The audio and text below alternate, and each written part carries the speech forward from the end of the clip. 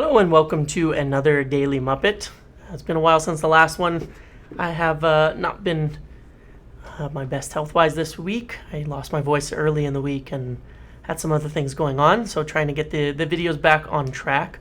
But I wanted to cover the match, the 2-0 win versus the Sheriff. United getting a bit back on track. I wanted to talk about some of the things that Ten Hag intends to work on during the now 2.5 week break, as United have further games delayed due to the ongoing whole kind of situation in England with the passing of the Queen. And then I want to talk about transfers, as Ten Hag and United are already meeting, already working on things, and already planning out future windows, as Ten Hag is able to look at and identify the major priorities that are coming into play, and what he's going to need to take the next step beyond this season, in which the goal is, of course, to qualify for Champions League. So that's what we're going to cover in this video. Today's video is once again sponsored by OneFootball. We've teamed up with OneFootball to help bring you the best in football news. If you're looking to keep up with everything going on these days, all the match scores, all of that, download the OneFootball app today for free. Their easy-to-use app is clean and attractive.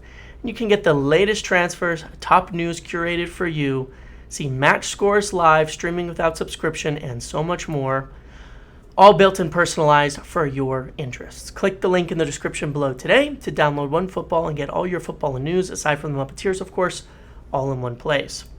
There's also been some major updates in Discord, forums, things like that. That's kind of enhancing the whole experience, so keep an eye on that as we're working on adding to all of that. Working on an alternative to Patreon in the Discord that will have some added benefits that are just more for fun. It's not going to replace it for people who prefer to continue on Patreon, but to kind of enhance it if people prefer to use the Discord method, where you can get custom emotes, things like that, and we can control it a bit more in Discord, since that's where 99% of all of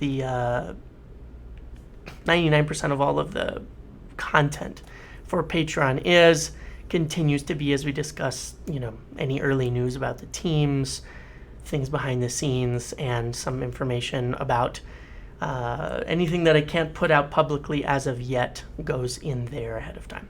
So let's get into talking about the match. I'm going to go to a different scene here and talk about this. This was the starting 11. I think that the starting 11 of right now, Malaysia, Martinez, De Gea, Varane, Dalot, McTominay, Eriksen, Bruno, Sancho, Ronaldo, and Antony, is probably basically the guaranteed starting 11 right now, based on merit, factoring in health. I think that Rashford would be starting up top otherwise.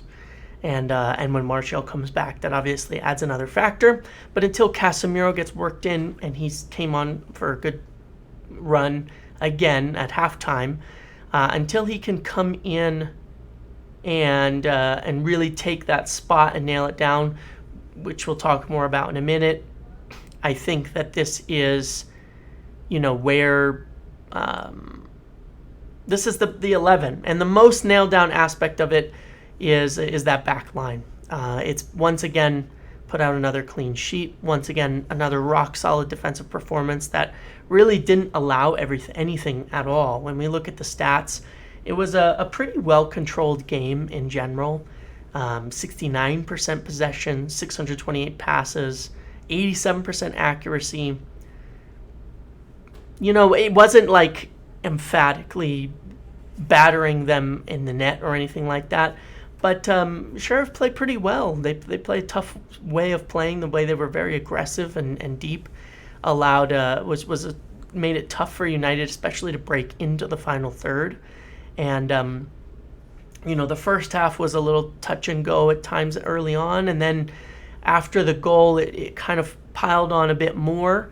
It was a brilliant goal from Sancho. At that time. It was the whole movement, attack, play was fantastic.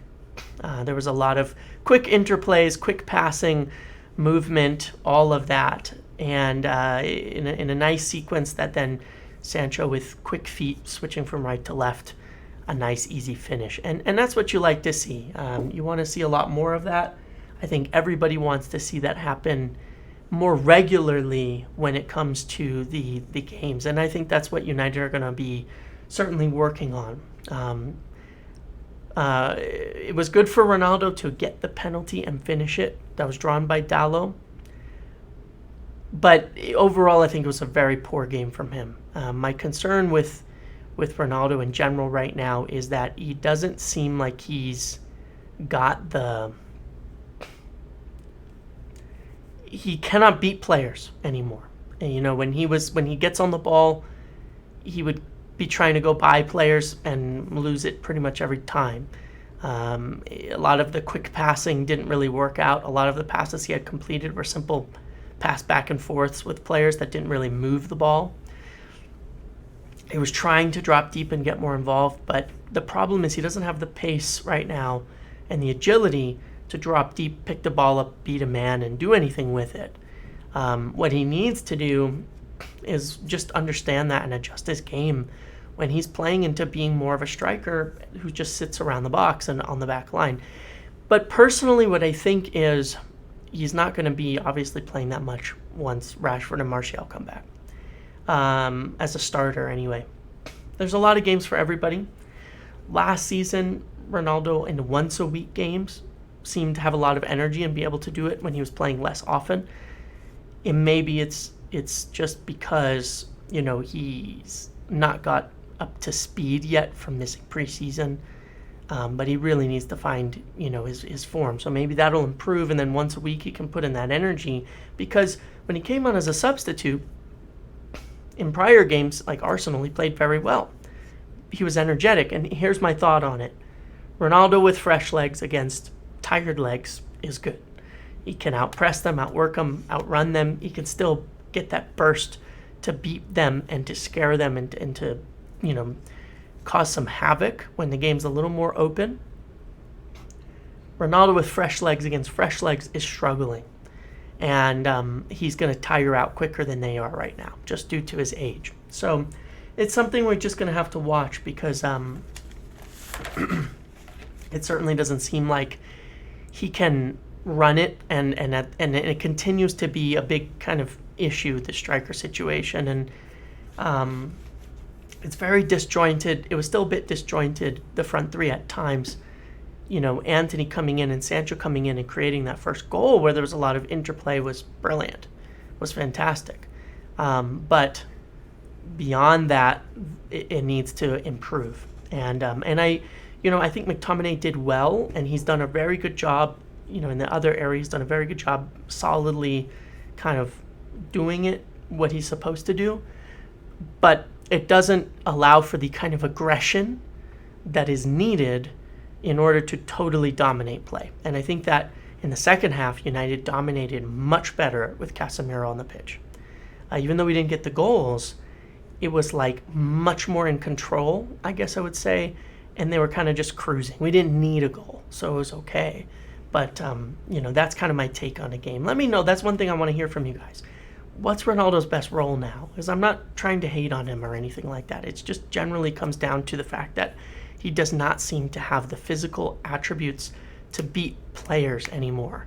And that is a big way that, you know, Rashford has been scoring. That's a big way Martial scores. It's a big way anybody's going to score, you know, at this level. And this was against another, you know, not top team. Both Real Sociedad and Sheriff, Ronaldo was not up to it.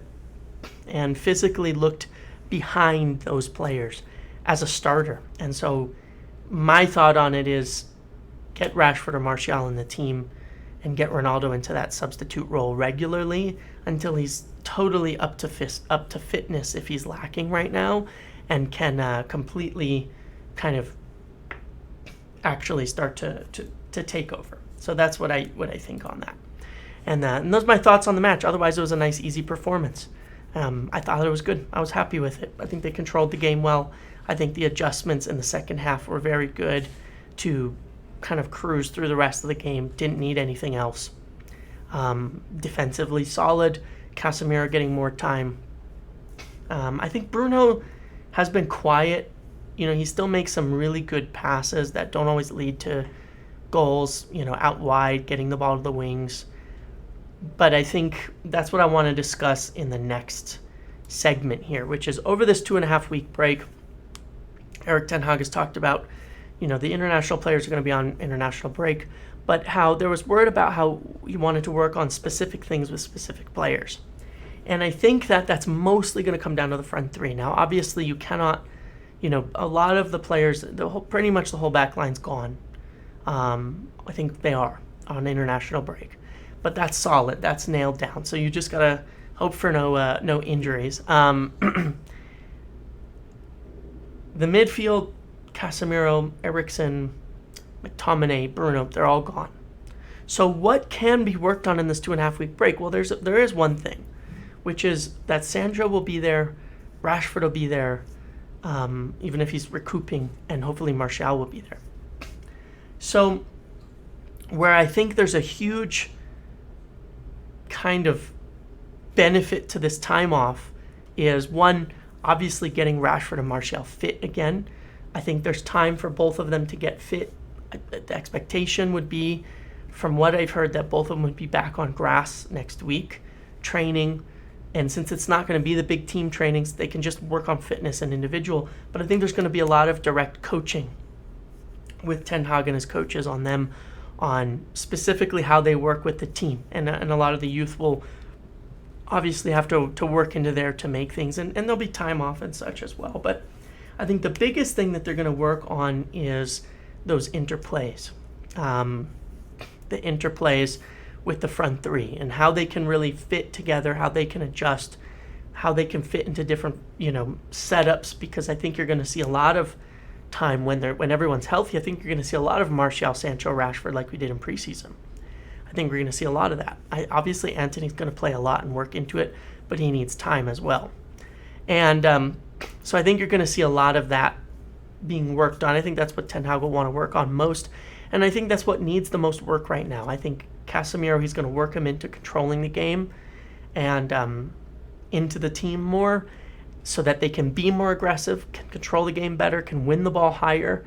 And that's what Casemiro is going to provide. And I expect after international break, he'll start to play more and more.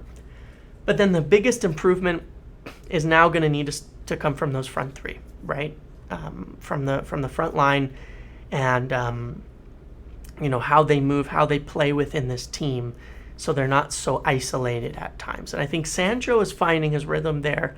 I think Rashford was, but albeit it was more in a striker role, on the break, in transition, which is fine. You're still going to score a lot of goals that way, and you still want someone to do that. There's still moments where if it was Rashford instead of Ronaldo in the last two games, you're probably seeing goals. But how to settle into this possession-based side and really help in that final third to create something, to make something happen, and to get more shots on target, because I think that's where it's mostly lacking. And I think that was one of the things, we'll see is one of the complaints I think people had from the last game was the ball not moving quick enough to the wingers. And some of that will be them. How do they move to make angles for the passes and all of that to play within the rest of the team? So I think that's going to be something that Ten Hag works on with them over the break, as well as just getting as fit as possible. So that's what, I've got on that. Obviously, there's not a lot. Once the international players come back, there'll be days in between to kind of put it all together. And I think that a lot happens in there. I think really it's clear the next phase will be working in that front three and connecting them up, especially with Bruno, who needs to figure out how he fits into all of this and can use his quality to help us dominate the games and not give away possession too quickly. But moving forward onto that, into transfers, I was told last week that, or at the beginning of this week, I don't remember before, but like I said, I've had a bit of a tough week. So I was told at the beginning of this week or end of last that Ten Hag had already been having meetings with regards to his priorities for future windows. And what I can say is they're definitely discussing the plans, and some of it's going to have to be based on departures. As I've said, it's a little up in the air on certain things. simply due to the potential budget for next year. Laurie Whitwell confirmed in an article last week that there's not going to be much budget next year. They need Champions League. That's huge, going to be vital. And then there's the whole factor of the sale. And what I can say for sure is that while it's quiet, there are still things in the works with regards to Ratcliffe and other groups when it comes to the purchase or sale of Manchester United. Nothing is guaranteed, but as I said when this all kind of started coming out, we're just going to have to be patient now and quiet, and keep the quiet in terms of the news will be quiet, but keep the pressure on. There have been meetings between people close to the Glazers and interested parties to discuss things. That's not to say that they're telling them, yes, you can buy it, it's all for sale, or it's all agreed, or anything like that at all. I think there's always going to be discussions when there's interested parties. And it's going to take some time. And that has a huge effect, of course, on next year's budget as well, in terms of what happens if there is a sale, if there isn't, what changes things. But as they're operating right now, they're looking at next summer, just as things stand at the moment, without a huge budget, the need to make Champions League, and the need for departures to fund further sales. So I want to talk about departures, and then I'll talk about priorities and some potential players that are coming into play. In terms of departures, it's an influx a little bit on a few people. However, Wan-Bissaka is certainly most likely to go. I've been told on Wan-Bissaka that he's being given time right now, personally, to work through some things. He had, aside from the whole football side of it, and he's pretty unhappy at United at the moment. I think he had a death of someone close to him, things like that. So he's been given time there. He's fit and all of that, but he's been given time. But it is expected for him to depart in the future, and that being obviously an area that will be replaced, and that's one of the most expected departures. Ronaldo's expected to depart next summer, which frees up a lot of wages.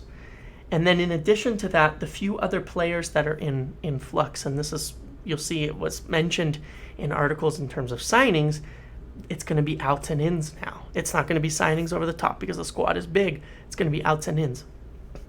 Harry Maguire, it is being discussed whether he will depart in the future or whether there's a market for him to depart in the future, but it's very much going to be based still on how this season goes.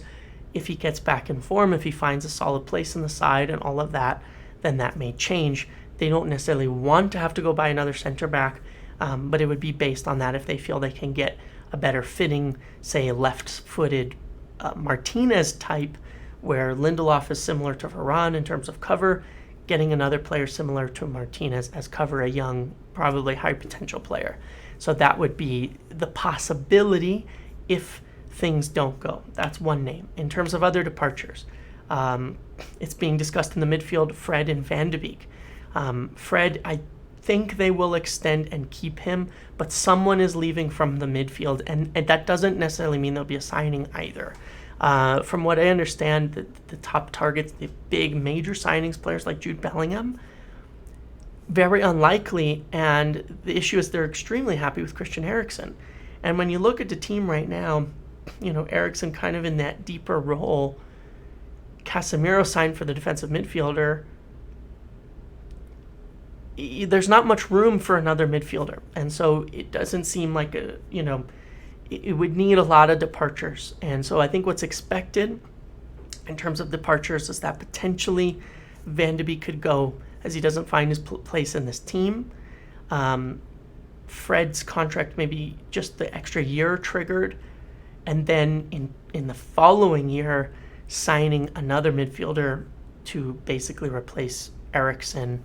But then you have, like I said, you as I said before, you've got these guys on loan. Hannibal's on loan now, expected to come back. Iqbal is expected to work into the team. So I don't expect to see a midfield signing, and I think part of that, I'm kind of getting into priorities, but even with departures in the areas, the point I'm trying to make, I don't expect necessarily signings. I think the budget is essentially being saved for other areas. So, as I said, the main names being discussed on departures are Ronaldo, Wan-Bissaka, who would both be replaced, Maguire, and then Fred and Van de Beek, not necessarily both more likely Van de Beek. But in the longer run, they'll look to obviously replace Fred simply as well due to his age. And but more likely from internal replacements there.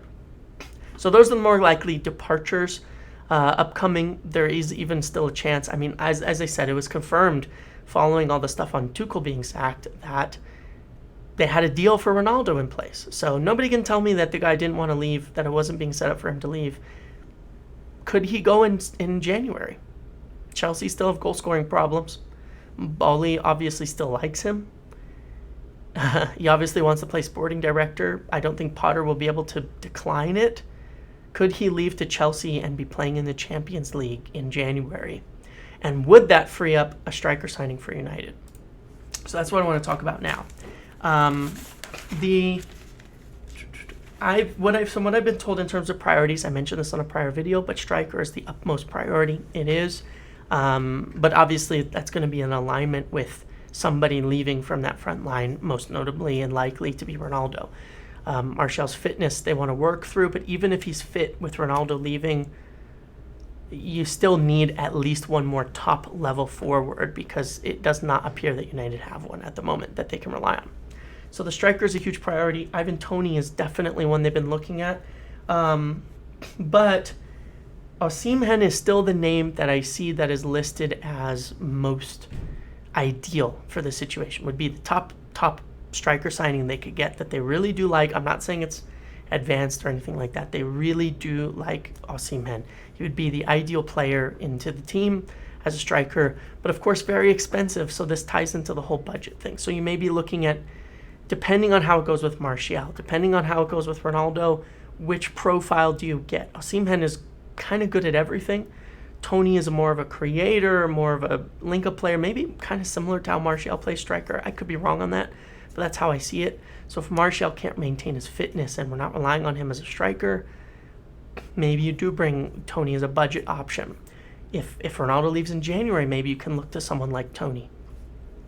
So that would be, I just realized how funny that would be if given all the Anthonys and Tonys, that you could then have Anthony Elanga, Anthony Martial, Anthony, and Toney, Ivan Toney, in the front line. It would be very confusing for a lot of people in terms of the names, but just an amusing thing, I thought. Just load up on the Tonys. So anyway, that's what I told there. Goalkeeper is, sorry, I'm just looking at my notes here, is definitely of interest, is definitely a big thing. And I have something here specific on this with regards to Dean Henderson.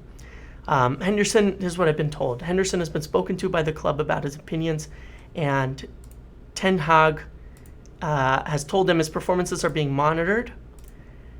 If he does well at Forest, it hasn't been so great the last couple games, but if he does well through the rest of the season and notably keeps his mouth shut and is willing to work hard, come into the team, then they'd expect to take him back. They haven't decided to sell him or move him on, but a goalkeeper is a big thing, and there is a chance, of course, that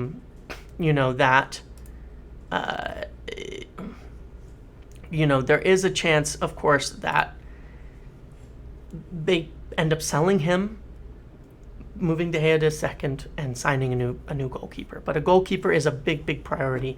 Overall, what's being already lined up and looked at, and potentially there's movement on this possible in January, but that's going to be based on outs and ins. Outs and ins. Goalkeeper will not be addressed in January. Right back and striker. Right back, if Wan-Bissaka leaves, they may look to get some depth to help compete with Dalot and play behind him. If Ronaldo leaves somehow in January, then they would sign a striker in January. But otherwise, we're looking at next summer, outs and ins. Dean Henderson in, or if he's sold, a goalkeeper comes in. Wan-Bissaka out, right back coming in.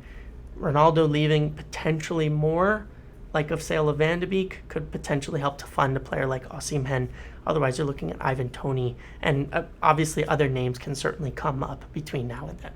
So that's where it's at now, but it's already being planned for, already being worked on. Ten Hag has made it very, very clear that he wants certain things to be done, that he wants certain players in, and he's very much identified he needs some rest for Dalot that can still play like Dalot. he needs a striker, and he needs a goalkeeper. And he's very much identified that, very much pushing for it, and is really setting things up because he's here for the long haul. And I think that they might try to address some things in January if possible, based on departures. But for the most part, it's going to be all about what happens in next summer. And a huge factor will be Champions League, qualifying for Champions League, and obviously the what happens with the sale of the club. So that's what I've got. Thank you for watching today. I'll definitely try to get back to doing more of these soon. I might do some different types of videos and things. Might have some fun with the FIFA web app and early release and things next week, just to play around and all of that during this whole kind of long break. There may be news over the international break that is worthy of making a video about. But let me know as well in the comments if there's any sort of content while the football is slow that you would like that I could make as videos that would be interesting to you. I'd be happy to do it. Obviously, I could talk about all sorts of different things and all of that. So anything that you'd be interested in me covering, any questions you have, leave them below. Maybe I'll make a video just answering questions instead of replying to comments. So thank you for watching. Make sure to like, comment, subscribe, turn notifications on. I'll see you in the next one.